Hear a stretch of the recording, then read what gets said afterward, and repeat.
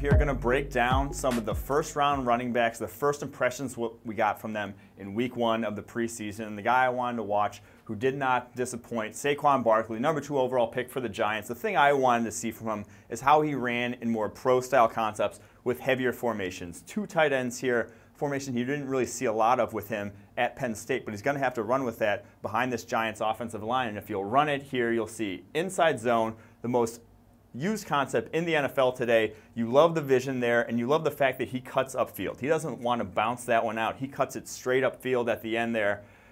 As you'll see here on the replay that comes up, the vision is the biggest thing because this is not great blocking for him.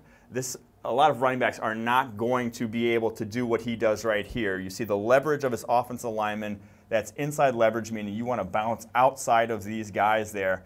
And as you'll see, he gets one cut outside the tight end, and then boom, right away, straight upfield, natural ability takes over there. That's what you want to see in a pro-style scheme, getting north and south, not keep trying to bounce that run outside.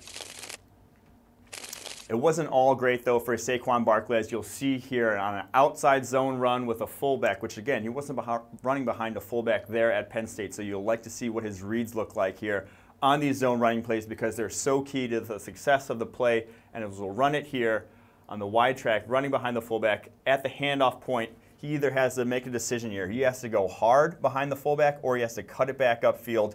Now, it's not great blocking there. As you'll see, the backside guard has been pushed into the backfield. That's not ideal. You want to see him then hit that right up the field. But what he does here is he takes it laterally, and when you're going lateral at the NFL level, that's never good. You are not going to be gaining yards going laterally. So as you'll run it here to the end, blocking not great, but if he would have hit that upfield right away, he could have had a crease for just a little more, -3-yard gain. He could have gotten 1 yard out of it. You want to be getting those not terrible runs, not the negative runs like we see there. And that's the unfortunate thing. That's the thing we saw from him too much at Penn State, and hopefully he corrects at the NFL level. On to the other first-round running back who got a bulk of the carries. We probably will see the bulk of the carries here. Rashaad Penny of the Seattle Seahawks had 8 carries, only 16 yards, but there were still some good takeaways that we saw from his game. One of the biggest things for Rashaad Penny that he's going to have to overcome this season is just poor run blocking. The offensive line there in Seattle, while improved from maybe a season ago, is still going to be one of the worst in the NFL. And as we see here, the blocking less than ideal for him, as you see on this pin and pull run. You'll pause it there. You already see the puller is whiffed on his man. You got a free linebacker. Also, the wide receiver didn't even bother blocking the DB, so you have a free DB. And when you have free runners like that, you have to be decisive. You can't be stopping your feet. You have to be good, having one cut and then living with it. And as we'll see here with Penny, puts one move on the DB and gets upfield. Makes something out of nothing. That's a positive run where a lesser running back is getting 0, maybe negative yards on that play.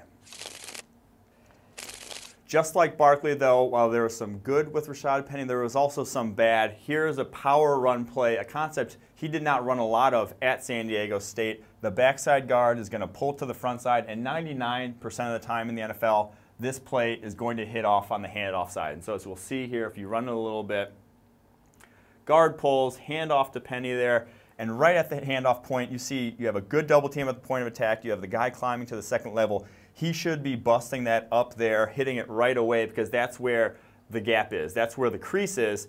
But as you'll see here, he ends up not doing that, cutting backside because he sees that guy getting upfield.